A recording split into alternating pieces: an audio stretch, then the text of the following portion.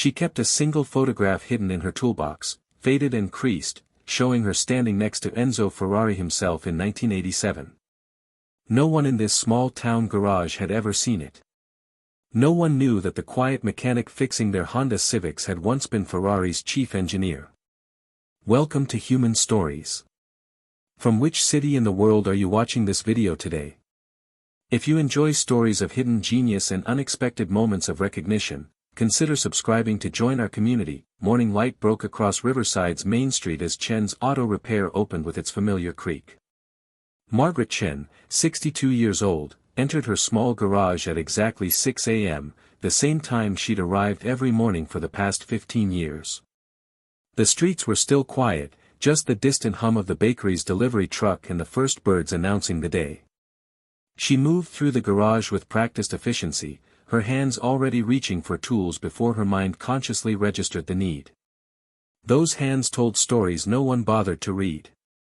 Scarred knuckles from decades of precision work. A faded burn mark on her left wrist from a prototype engine test in Milan, 1989. Calluses that hadn't come from carelessness, but from the pursuit of mechanical perfection. The garage itself was modest. 3 bays, 1 hydraulic lift that groaned when it moved, walls lined with tools organized with military precision. A small office in the back corner held a desk buried under service manuals, invoices, and a coffee maker that had seen better days.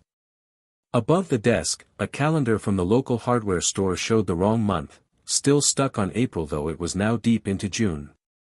Margaret flipped on the lights, and the fluorescent tubes flickered to life with their characteristic buzz. She'd been meaning to replace them for months, but like many things in her life now, it seemed easier to simply tolerate the imperfection.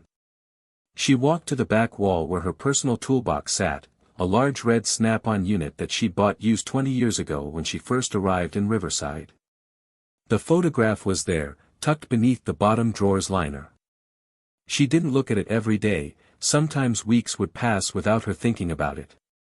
But it was there, a physical reminder that the life she now led hadn't always been this small, this quiet, this invisible.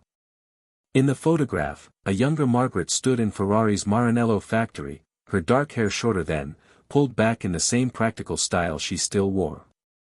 Enzo Ferrari, legendary and imperious even in his final years, stood beside her with his ever-present sunglasses.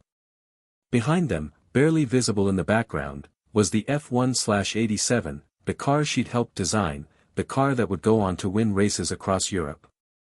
She closed the drawer without taking the photograph out. Some mornings required that reminder of who she'd been. Today wasn't one of them.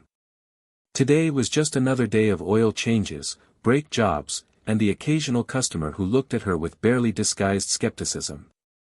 The first customer arrived at 7:30. Tom Morrison, a regular, pulled up in his 10-year-old Chevy pickup, the exhaust rattling in a way that suggested a failing catalytic converter. Tom was one of the good ones, polite, paid on time, never questioned her abilities.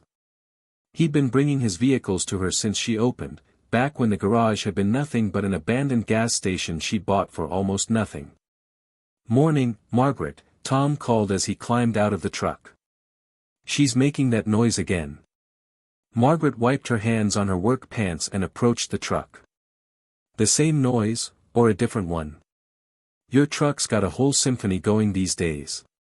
Tom laughed, a deep sound that seemed to come from his boots. "Same one. That rattling from underneath." She crouched down, her knees protesting slightly, and looked under the truck. Years of training allowed her to diagnose problems most mechanics would need expensive equipment to identify. The catalytic converter was definitely failing, but there was also a loose heat shield that was contributing to the noise. "I can fix it," she said, standing back up. "But it's going to cost you. That converter's on its last legs." "How much are we talking?" She did the calculation in her head, parts plus labor, factoring in her usual discount for regular customers. "About 600, parts and labor." Tom winced but nodded. He trusted her estimates, knew she never inflated prices or recommended unnecessary work. "When can you have it done?" "End of the day, if I start now." I've got a brake job scheduled at noon, but this shouldn't take more than 3 hours. Sounds good. I'll come back around 5. As Tom walked toward his wife's car that had followed him into the parking lot, Margaret pulled his truck into the first bay. She loved this part, the initial moment of engagement with a mechanical problem. It was like opening a book written in a language only she and a select few others could read. By 8 o'clock, she was deep into the work, the truck elevated on the lift, her body positioned underneath with her arms extended overhead. The physical demands of the job had never bothered her. Even now, in her 60s, she maintained the strength and flexibility required for the work. What had changed was the isolation. In Ferrari's Maranello factory, she'd been surrounded by brilliant minds, people who spoke the language of engineering with the same fluency she did. Debates over cam timing or fuel injection strategies could last hours, passionate discussions where ideas flowed like water. Here in Riverside, those conversations didn't exist. Here, she was the woman who fixed cars, and most people seemed to think that was the extent of her capabilities. She heard another vehicle pull into the lot and rolled out from under the truck to see who had arrived. A BMW sedan, newer model, silver paint that caught the morning light. The driver's door opened, and a man stepped out, mid-30s, wearing what was probably considered casual business attire, khakis and a polo shirt with a company logo she didn't recognize. "You open?" he called toward the garage. Margaret stood, wiping her hands on a rag. "Yeah, we're open. What can I help you with?" The man approached, his eyes scanning the garage with an expression she'd learned to recognize over the years. Skepticism mixed with mild concern, the look of someone questioning their decision to stop here. "My car's making a weird noise when I brake," he said. "I'm just passing through town, need to get to Sacramento by tonight. Can you take a quick look?" "Pull it into the middle bay," Margaret said, gesturing to the open space. "Let me finish securing this truck, and I'll check it out." The man hesitated. "Are you the mechanic?" Here it was, the question she'd answered 1,000 times. "I'm the owner and mechanic, yes. Is there anyone else working today?" His tone tried for casual but landed somewhere closer to doubtful. Margaret had learned long ago that arguing was pointless. People either trusted her or they didn't, and no amount of explaining her qualifications would change minds already made up. "Just me today. But I've got a brake job scheduled at noon, so if you want me to look at it, we should do it now." The man glanced at his watch, then back at his car, clearly weighing his options. Riverside wasn't exactly a hub of automotive services. The nearest BMW dealership was 40 miles away, and the next town over had a mechanic, but that mechanic was known for 3 things: high prices, slow work, and a drinking problem that started before lunch. "All right," he said finally. "But just a quick look. I really need to get on the road." Margaret nodded and returned to Tom's truck, finishing the safety checks on the lift before walking to the BMW. The man had pulled it into the bay but remained standing next to the driver's door, as if proximity would somehow influence the diagnosis. She slid into the driver's seat, started the engine, and began pumping the brakes while listening carefully. There it was, a grinding sound, rhythmic and concerning. She put the car in reverse and backed it up a few feet, then pulled forward. The grinding continued, more pronounced during the forward motion. "When did this start?" she asked, climbing out of the car. 2 days ago. Got worse yesterday." "You drive it a lot for work?" "I'm in sales, so yeah, about 30,000 miles a year." Margaret grabbed a flashlight and crouched down to examine the front wheels. The BMW's brakes were more complex than most vehicles she worked on in Riverside, but that didn't mean she couldn't diagnose them. She'd worked on far more sophisticated systems in her previous life. After a few minutes of inspection, she stood back up. "Your rotors are warped, and the brake pads are worn past the minimum thickness. You need new pads and rotors on the front, probably the back too, but I'd need to put it on the lift to be sure." The man frowned. "How much?" "For the front, around 800 with parts and labor." If the rear needs work too, add another 500. That seems high. Margaret kept her expression neutral. It wasn't high, it was exactly right for the parts required and the work involved. But she'd learned not to argue about prices. That's the BMW tax. Parts cost more for luxury vehicles. Can you do just the front? I can get the rear done later. I wouldn't recommend it. If the rear's going bad too, you're compromising your braking efficiency. Just do the front, he said firmly. How long will it take? She glanced at the wall clock. It was now almost 9. 3 to 4 hours. I've got another job to finish first. The man's expression shifted to irritation. I thought you said you could do it now. I said I could look at it now. I didn't say I could fix it now. I've got another customer's vehicle I need to finish first. This is ridiculous, he muttered. Isn't there anyone else around here who can do this? There's a mechanic in Millbrook, about 20 miles east. Or you can head straight to Sacramento and have the dealership do it. But I'd advise against driving it too hard with those rotors in that condition. The man pulled out his phone and started typing, probably searching for other options. Margaret returned to Tom's truck, sliding back underneath to continue her work. She could hear the man making phone calls, his voice rising in frustration as he apparently discovered what she already knew: his options were limited. 10 minutes later, he appeared at the side of Tom's truck.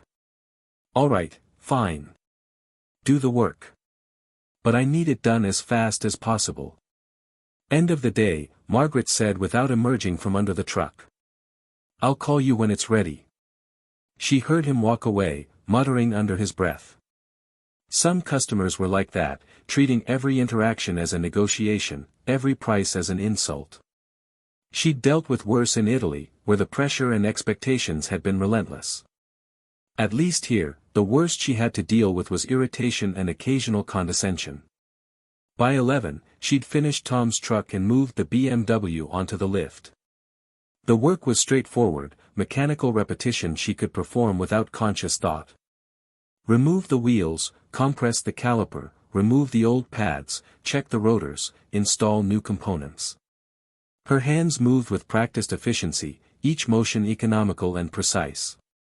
The phone rang as she was installing the first new rotor. She considered ignoring it, but customer calls were the lifeblood of the business. She wiped her hands and walked to the office, picking up the receiver. Chen's Auto Repair. Margaret? It's Linda Hartwell. Linda, the owner of the diner down the street, a woman who'd become something close to a friend over the years. Hey Linda, what's up? I've got a strange question for you. There's a guy here at the diner asking about mechanics in town. Says he needs someone who really knows high-performance engines. I told him about you, but he seemed skeptical when I mentioned you were a woman. Want me to give him your number anyway? Margaret felt the familiar mix of amusement and resignation. What kind of high-performance engine? He didn't say exactly, but he's got a really fancy car parked outside. Looks like something from a movie. That caught Margaret's attention. Riverside didn't see many exotic cars. Tell him I'm at the shop until 6. If he wants to stop by, I'll take a look. Will do. How are you doing otherwise? Same as always. Busy enough to keep the lights on. You should come by the diner sometime. Have a real meal instead of whatever you're eating in that garage. Maybe next week, Margaret said, though they both knew she probably wouldn't. Socializing had never been her strength, and 15 years in Riverside hadn't changed that. After hanging up, she returned to the BMW, losing herself in the mechanical rhythm of the work. The brake job took 3 hours, exactly as she'd estimated. When she called the BMW owner to tell him the car was ready, he arrived within 15 minutes, clearly eager to get back on the road. He examined the work with the skeptical eye of someone who didn't actually know what they were looking at but wanted to appear knowledgeable. These are the right parts. OEM equivalent, same specifications as what the dealer would use. He paid with a credit card, barely making eye contact, and drove off without a thank you. Margaret watched him go, then turned back to the garage. Some days were like this, a string of interactions that reminded her how far she'd fallen from the world she'd once inhabited. The afternoon brought 2 more customers, both routine maintenance jobs that filled the time but didn't challenge her skills. At 5:30, Tom Morrison returned for his truck, pleased with the work and the fact that she'd finished exactly when promised. "You're a miracle worker, Margaret," he said as he handed over his payment. "That truck sounds better than it has in years." "Just fixing what was broken," she replied, but she appreciated the sentiment. Tom was one of the few customers who treated her with genuine respect. As Tom drove away, Margaret began cleaning up for the day, organizing tools and sweeping the garage floor. It was a ritual she performed every evening, a way of creating order in a world that often felt chaotic. She was putting away the last of the wrenches when she heard an engine outside, not just any engine. The sound was distinctive, purposeful, a mechanical symphony that spoke of precision engineering and immense power. She walked to the garage entrance and stopped, her breath catching slightly. In her parking lot sat a 2015 Ferrari F1 show car, not a street-legal vehicle but an actual Formula One car, painted in Ferrari's iconic red with sponsor logos covering every surface.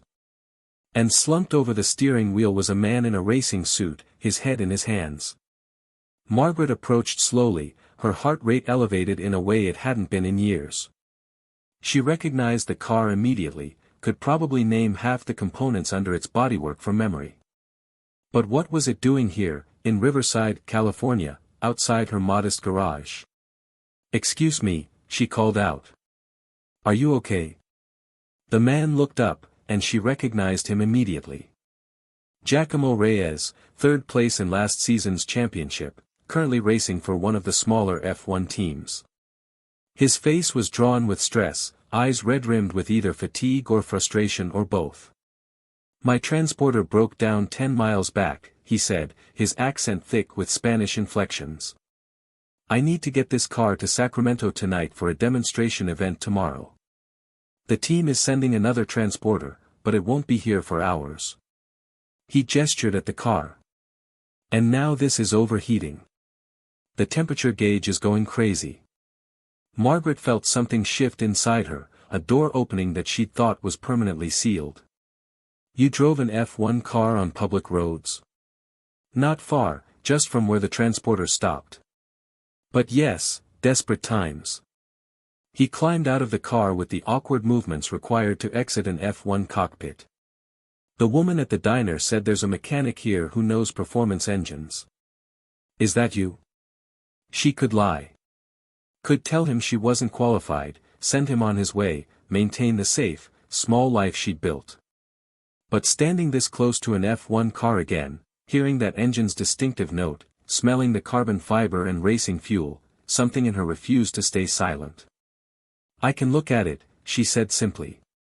"No offense," Giacomo said, "but this isn't a regular car. The cooling system alone is more complex than most entire vehicles. I need someone who really knows what they're doing." Margaret walked around the car, her trained eye already assessing, analyzing, diagnosing. The radiator configuration, the airflow dynamics, the heat management systems, she'd helped design variations of these exact systems 3 decades ago. "Your cooling system is probably fine," she said, crouching down to examine the car's underside. "But your intercooler is likely clogged. You've been driving on public roads, picking up debris that these cars aren't designed to handle. Plus your ambient air intake is probably compromised from low-speed running." Giacomo stared at her. "How do you know that?" Margaret stood up and met his eyes. "Because I've seen this exact problem before, in testing, when we ran prototype systems at speeds below their optimal range." She paused, then added, "Can you push it into the garage? I'll need to get underneath to confirm." "Wait," Giacomo said. "What do you mean, we ran prototype systems? Who's we?" But Margaret was already walking toward the garage, gesturing for him to follow. Some explanations could wait. Right now, there was a car that needed fixing, and for the first time in 15 years, she felt the old excitement rising in her chest. Giacomo pushed the F1 car into the garage with Margaret guiding him, the carbon fiber bodywork gleaming under the fluorescent lights. The car looked alien in this space, surrounded by everyday tools and common vehicles. It was like a falcon in a henhouse, beautiful and completely out of place. "Can your lift handle this?" Giacomo asked, eyeing the hydraulic system skeptically. "It can handle 3 tons. Your car weighs what, 1,300 pounds? 700 kilos, yes. But the balance points are different than a regular car." Margaret was already positioning the lift pads, her hands moving to exactly the right locations without hesitation. She'd lifted F1 cars before, knew their quirks and requirements. Giacomo watched her work with growing curiosity. "You seem very confident for someone working in." He glanced around the modest garage, clearly searching for diplomatic wording. "A small-town garage?" Margaret finished for him. "I am confident. Now step back." She activated the lift, and the F1 car rose smoothly into the air. As soon as it reached working height, Margaret grabbed a flashlight and slid underneath, her trained eyes scanning the car's underside with practiced efficiency. There, just as she'd suspected. The intercooler intake was partially blocked with road debris, bits of plastic and rubber that had been sucked into the system during the low-speed road running. Additionally, one of the cooling ducts had a small tear, likely from the car scraping on an uneven road surface. "You've got 2 problems," she called out from under the car. "Blocked intercooler and a torn duct on the left side cooling system. The tear isn't catastrophic, but it's compromising your airflow enough to cause overheating at low speeds." Giacomo crouched down to look under the car. "Can you fix it?" Margaret rolled out from under the car and walked to her tool chest. She pulled out a drawer filled with various materials, carbon fiber patches, specialized adhesives, and precision tools that seemed incongruous in this setting. Giacomo's eyes widened as he recognized professional-grade composites repair materials. "Why do you have carbon fiber patch material in a small-town garage?" he asked. Margaret didn't answer, just selected what she needed and returned to the car. "This will take about an hour. The intercooler cleaning is straightforward, but the duct repair needs to cure properly." "Wait," Giacomo said, stepping in front of her. "Who are you really? You know too much, have too many right materials. This isn't normal." Margaret met his eyes, seeing genuine curiosity rather than skepticism now. She made a decision then, one she'd been avoiding for 15 years. "My name is Margaret Chen. 30 years ago, I was the chief powertrain engineer for Scuderia Ferrari." The words hung in the air between them. Giacomo's expression cycled through disbelief, shock, and then sudden recognition. "Chen," he repeated slowly. "M. Chen. The signature on the F40 engine development papers. The person who designed the twin-turbo system everyone called impossible." "That was a long time ago," Margaret said quietly. "But you're legendary," Giacomo said, his voice rising with excitement. "Every engineer who works in F1 knows your name. You revolutionized power delivery systems. The current Mercedes power unit still uses principles you developed." He looked around the garage again, confusion replacing excitement. "What are you doing here?" Margaret walked back to the car, kneeling down to access the damaged cooling duct. "I'm fixing your car. The story of how I ended up here can wait until after your cooling system is working." But Giacomo wasn't ready to let it go. "The rumors say you disappeared. Some said you died, others said you had a breakdown. There were conspiracy theories about industrial espionage, stolen designs. Nobody knew what really happened." "None of those things happened," Margaret said, carefully applying adhesive to the carbon fiber patch. "I left. That's all. I walked away from that world and came here." "But why? You were at the top of your field, working with the best team in racing history." "I won't use it." "Maybe not," he agreed. "But it will be there." 20 minutes later, a large transporter truck arrived, and a crew began loading the F1 car with practiced efficiency. Giacomo supervised, then came back to say goodbye to Margaret. "Thank you again," he said. "For the repair and for the conversation. I hope you find whatever you're looking for." "I'm not looking for anything," Margaret replied. "Everyone's looking for something," Giacomo said. "Even when they don't know it." The transporter pulled away, and Margaret was left alone in her garage. She stood there for a long moment, then walked to her tool chest and pulled out the photograph again. Enzo Ferrari's face stared back at her from across 3 decades. "What would you say?" she asked the image. "About where I ended up. About the choices I made." The photograph offered no answers, of course. But as she tucked it back into its hiding place, Margaret felt something stirring inside her, a question she'd been avoiding for 15 years suddenly demanding attention. Had she left racing behind because it was the right choice? Or because she'd been afraid of fighting to maintain her place in a world that often seemed designed to push her out?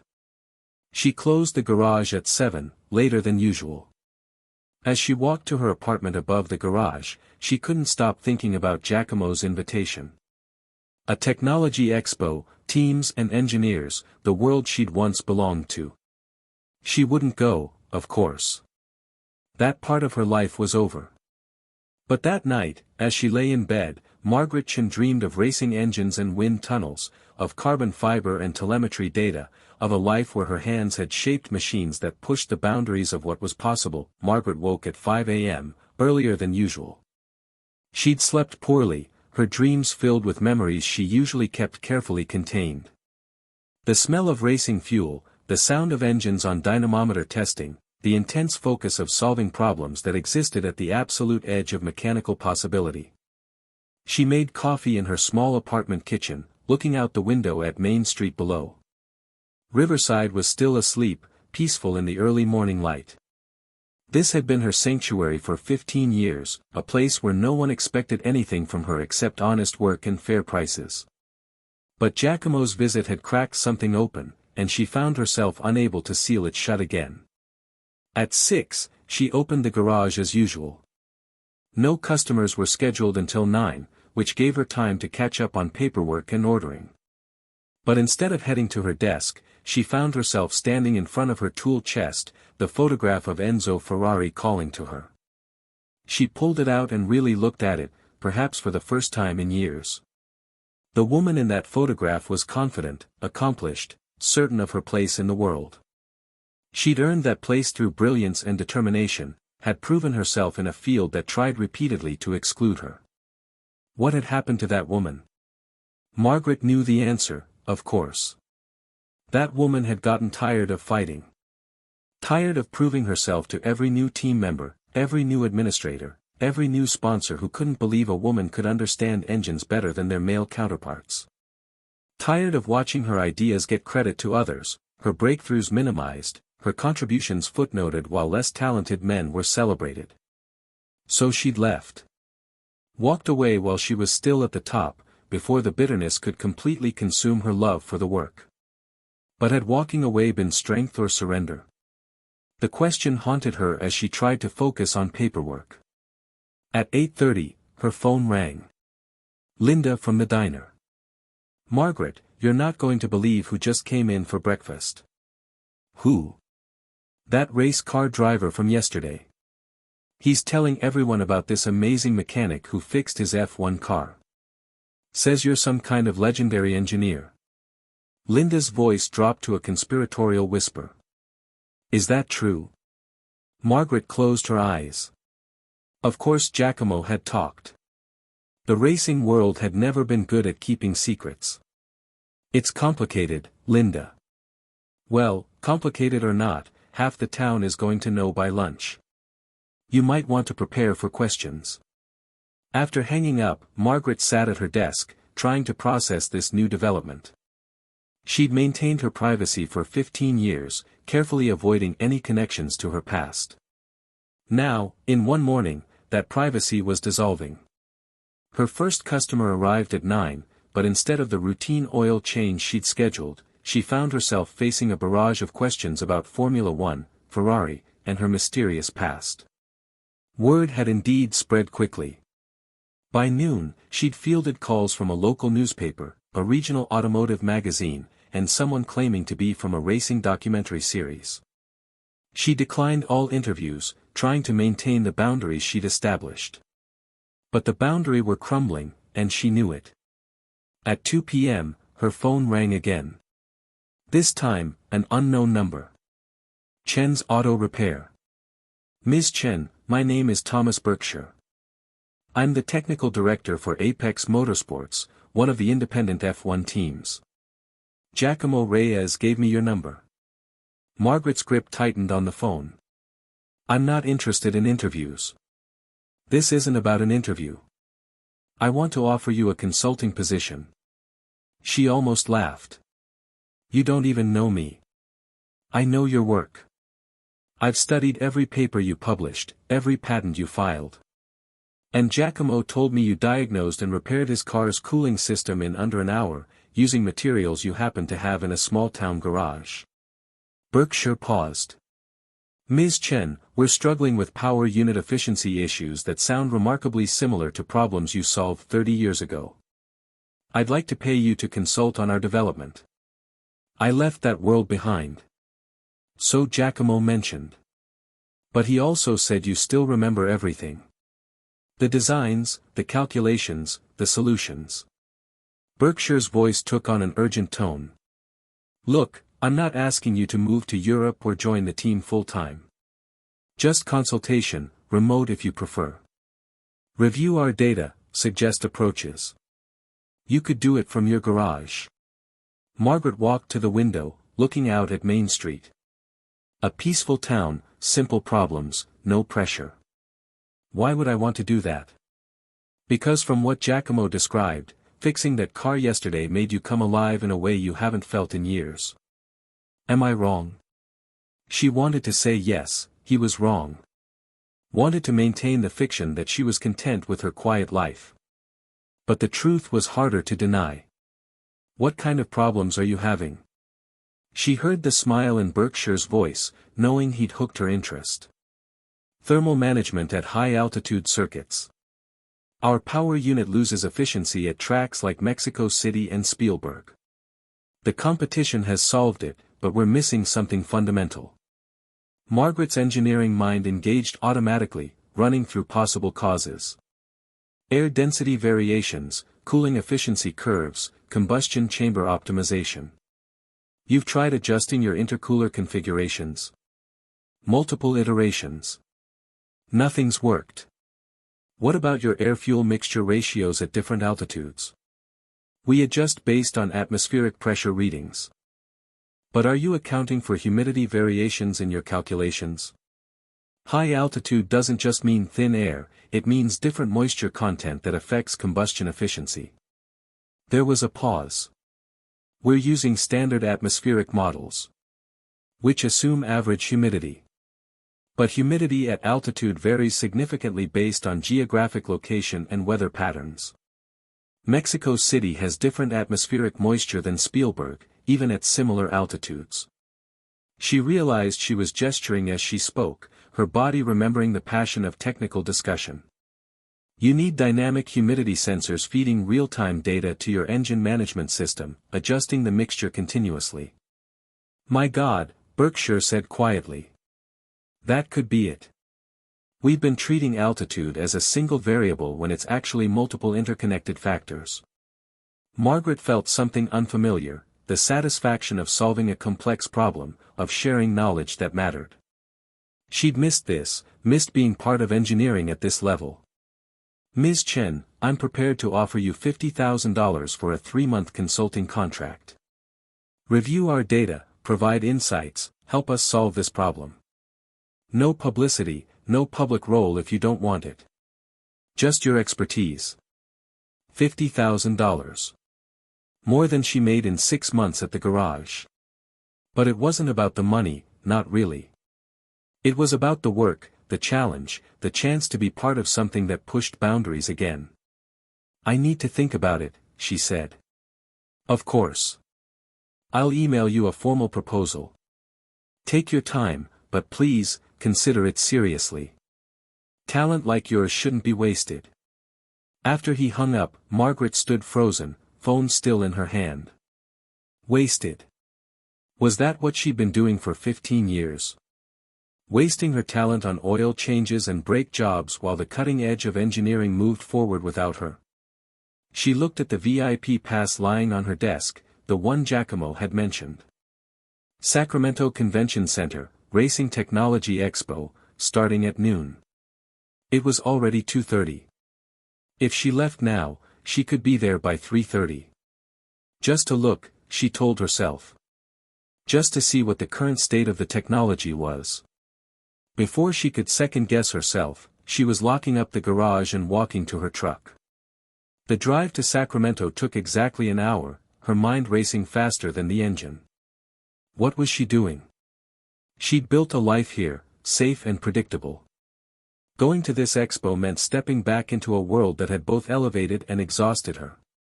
But as she drove, she remembered something Enzo Ferrari had said to her once: an engineer who stops learning is not an engineer. They are merely a mechanic repeating old patterns. She'd been repeating old patterns for 15 years. The Sacramento Convention Center was massive, its parking lot filled with exotic cars and racing transporters. Margaret found a spot for her old truck between a McLaren and a Porsche GT3, the contrast almost comical. At the will call desk, she gave her name, half expecting there to be no pass. But the attendant handed her a VIP badge with a smile. Mr. Reyes left instructions that you were to be given full access. He's at the main demonstration area if you want to find him. Margaret clipped the badge to her work shirt, suddenly very aware that she was wearing oil-stained pants and steel-toed boots while everyone else wore business casual or team uniforms. But she'd spent too many years in this industry to be intimidated by appearances. The expo floor was enormous, filled with displays from racing teams, technology companies, and automotive manufacturers. She wandered through, her trained eye immediately picking out innovations and improvements since her time in the industry. Hybrid systems had become sophisticated beyond what they'd even theorized back then. Materials science had advanced, allowing for components that were lighter and stronger than anything available in her era. But the fundamental principles remained the same. Physics hadn't changed. Thermodynamics, aerodynamics, mechanical engineering, these were constants that no amount of time could alter. You came.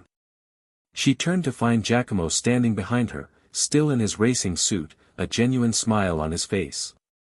I'm just looking, she said defensively. Of course. Just looking. His smile widened. Come with me.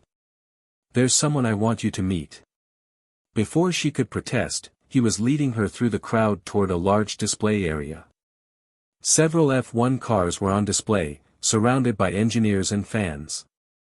Giacomo brought her to a group of people wearing Apex Motorsports team uniforms. Thomas, Giacomo called to a tall man in his 50s with graying hair and sharp eyes. This is Margaret Chen. Thomas Berkshire turned, his expression shifting from polite interest to genuine excitement. Ms. Chen, I didn't expect to see you here. I only called you a few hours ago. I was curious, Margaret admitted. It's been a long time since I've seen current technology. Then let me give you a tour. Berkshire gestured to the F1 car on display. This is our current chassis. We're mid-pack in performance, consistently finishing 7th through 12th depending on the circuit.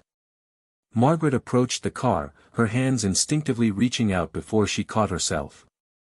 May I? Please. I'd value your assessment. She began examining the car with the systematic approach she developed decades ago. Aerodynamic surfaces, cooling inlets, suspension geometry, every element told a story about the team's engineering priorities and compromises. Your front wing is generating too much downforce relative to your rear, she observed. You're probably experiencing understeer in high-speed corners. One of the team's engineers, a young man with an expression of polite skepticism, spoke up. We've balanced the aero package according to CFD simulations. CFD is excellent for prediction, but it can't fully account for real-world airflow turbulence and tire dynamics. Margaret pointed to the rear wing configuration. Your rear wing isn't generating enough outwash. You're getting dirty air over your rear tires, reducing mechanical grip. That's why your CFD numbers don't match your track performance. The young engineer's skepticism transformed into interest. How did you see that just from looking? Because I made the same mistake in 1988 with the Ferrari F1/88. Spent 2 months trying to understand why our track performance didn't match predictions until we realized our rear tire wake was compromising rear downforce. She glanced at Berkshire. Do you have telemetry data from your high-speed corners? Berkshire pulled out a tablet and brought up graphs showing car behavior through various corners. Margaret studied them for less than a minute before nodding. There. See the steering angle input versus apex speed? Your drivers are having to add steering lock mid-corner to compensate for understeer. That's confirmation that your front-rear aero balance is off. The engineers gathered around, examining the data with new understanding. Questions began flowing, technical discussions about solutions and approaches. Margaret found herself at the center of it, answering questions, suggesting modifications, sketching rough diagrams on a notepad someone handed her. She didn't notice the crowd that began gathering, drawn by the sight of a woman in work clothes discussing F1 engineering with authority and precision. Didn't notice the phones coming out, capturing video of her explanations. Didn't notice when one of the spectators recognized her name and whispered to another. What she noticed was the feeling. The rush of engaging with complex problems, of sharing knowledge with people who understood its value, of being part of the conversation about pushing machines to their absolute limits. This was what she'd missed. Not the glamour or fame, but this, the pure joy of engineering at its highest level. Ms. Chen, a voice called from the growing crowd. Is it true you designed the F40's engine? She looked up, suddenly aware of the audience. I was part of the team, yes. And the twin-turbo system that everyone said was impossible? It wasn't impossible. It just required rethinking traditional approaches to turbo lag and heat management. More questions came, a flood of them. About Ferrari, about her designs, about why she disappeared, about what she'd been doing for 30 years. Margaret felt panic rising, the walls closing in as the attention focused on her. Excuse me, she said, stepping back from the display. I need some air. She pushed through the crowd, ignoring calls for her to wait, to answer more questions. Outside the convention center, she leaned against a wall, breathing deeply, trying to center herself. This was why she'd left. Not just the sexism and politics, but this, the loss of privacy, the constant scrutiny, the pressure to be on display. She'd wanted to just be an engineer, but the world had wanted her to be a spectacle. Margaret. She looked up to find Thomas Berkshire standing nearby, respectful of her space but clearly concerned. I'm sorry, he said. I should have anticipated that. Word travels fast in racing circles. I can't do this, Margaret said. The consulting, the exposure, all of it. I left this world behind for good reasons. What if the world has changed? Berkshire asked quietly. Look, I won't pretend racing doesn't still have problems with sexism and old boys clubs. But it's better than it was. There are more women in engineering roles now, more recognition that talent matters more than gender. That's good for them. But I'm done fighting those battles. What if you didn't have to fight? What if you could just work, contribute your expertise, and be valued for what you know rather than judged for who you are? Margaret laughed bitterly. That's not how it works. It never has been. Then maybe it's time we made it work that way. Berkshire pulled out his phone and showed her something. A contract, already drawn up. Remote consulting, complete confidentiality if you want it. You review data from your garage in Riverside, provide insights via encrypted channels. No public role, no press conferences, no scrutiny. Just your brain and our problems. That's all I'm asking for. She wanted to say no. Wanted to get in her truck and drive back to Riverside and forget this day had happened. But she looked at that contract and saw something else, a chance to contribute again without sacrificing the peace she'd built. 3 months, she said. Trial basis. If it doesn't work, I walk away and you don't contact me again. Agreed. Berkshire extended his hand, and Margaret shook it, sealing a deal that she suspected would change everything. The first data package arrived 2 days later via encrypted email. Margaret opened it in her apartment above the garage, her laptop screen filling with telemetry data, CFD simulations, and engineering reports that would have been meaningless to most people but read like poetry to her. She spent that night poring over the data, her engineering mind engaging with problems she hadn't touched in 15 years. The altitude issues Berkshire had mentioned were there, but she saw other problems too. Inefficiencies in the hybrid system energy recovery, suboptimal gear ratios for certain circuit types, cooling inefficiencies that were costing them hundredths of a second per lap. By morning, she'd compiled a 10-page report with specific recommendations, calculations, and predicted improvements. She sent it off, then headed down to open the garage, expecting to resume her normal routine. But normal had shifted. Word had spread through Riverside about her past, and customers started treating her differently. Some with increased respect, others with curiosity, asking questions about Ferrari and Formula One between discussions about their brake jobs and oil changes. Tom Morrison summed it up best when he brought in his truck for a routine service. "Margaret, I knew you were good at fixing cars. I didn't know you were legendary at building them." "I fixed cars then too," she replied. "Just faster ones." 2 weeks into the consulting arrangement, Berkshire called with news. "We implemented your recommendations for the hybrid system. Testing shows a 0.3 second per lap improvement." "Margaret, that's enormous in F1 terms." "The altitude calculations? We're building the humidity sensor array now. We'll test it at our private facility before taking it to Mexico City next month." He paused. "The team wants to know if you'd consider coming to a race. Not in an official capacity, just as a guest. See your recommendations in action." Margaret's first instinct was to refuse. But something had shifted in those 2 weeks. The work had reminded her what she was capable of, and she found herself wanting to see the results firsthand. "Which race?" "Austin. The United States Grand Prix. Our home race, in a sense." She'd never been to the circuit of the Americas. It had been built after she'd left the sport. But she'd studied its layout, knew its challenges. "I'll think about it." Over the following weeks, Margaret settled into a new rhythm. Days at the garage working on regular cars, evenings and nights analyzing F1 data and providing recommendations. It was exhausting but exhilarating, using both sides of her expertise.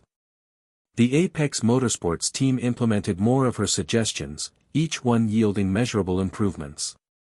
Their lap times dropped, their race finishes improved. By the time the Mexican Grand Prix arrived, they'd climbed to 6th in the Constructors' Championship, their best performance in 5 years. The altitude package worked perfectly. Real-time humidity data fed to the engine management system, dynamic fuel mixture adjustments, everything she'd recommended. The team finished 4th and 5th, their best result of the season. Berkshire called her personally. "Margaret, what you've done for us in 8 weeks is remarkable. The board wants to offer you a full-time position as technical consultant. Double the money, same remote setup, 3-year contract." She was in her apartment when he called, the walls covered in papers now, equations and diagrams mixing with old photos from her Ferrari days that she'd finally unpacked from storage. The ghost of who she'd been merging with who she was becoming. "I'll accept on one condition," she said. "Name it." "I come to Austin. I want to see the car race in person, want to meet the team properly. If I'm going to commit to 3 years, I need to know the people I'm working with." "Done. I'll arrange everything."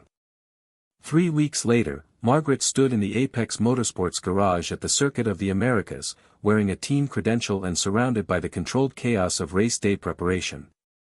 The garage smelled of carbon fiber, racing fuel, and concentrated focus.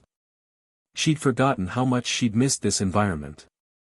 The engineers welcomed her warmly, gratitude evident in their eyes.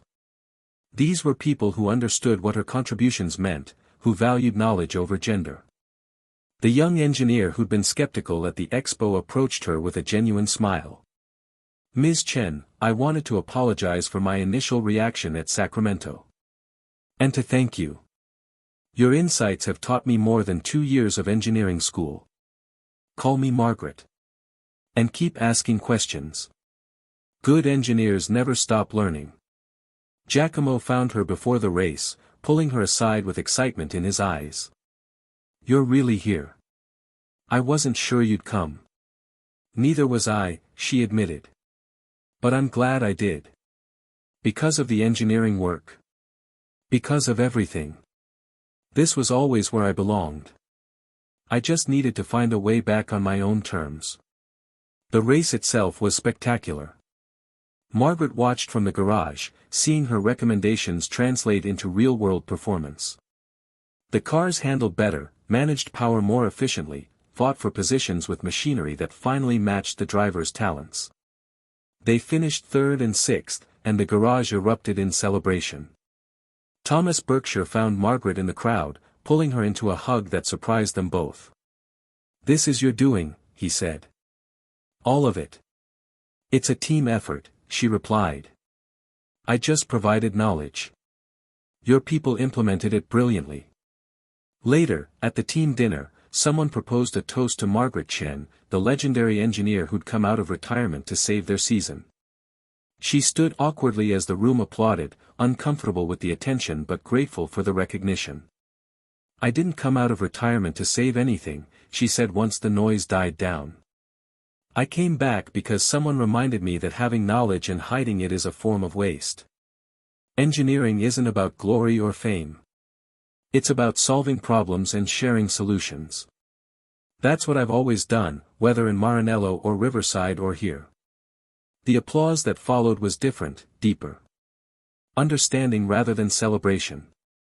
After the dinner, Margaret stood outside the hotel, looking up at the Austin skyline. Her phone buzzed with a text from Linda at the diner, "Saw you on TV. The whole town is proud. Your garage still open tomorrow?" Margaret smiled and typed back, "Of course. Some things don't change." But everything had changed.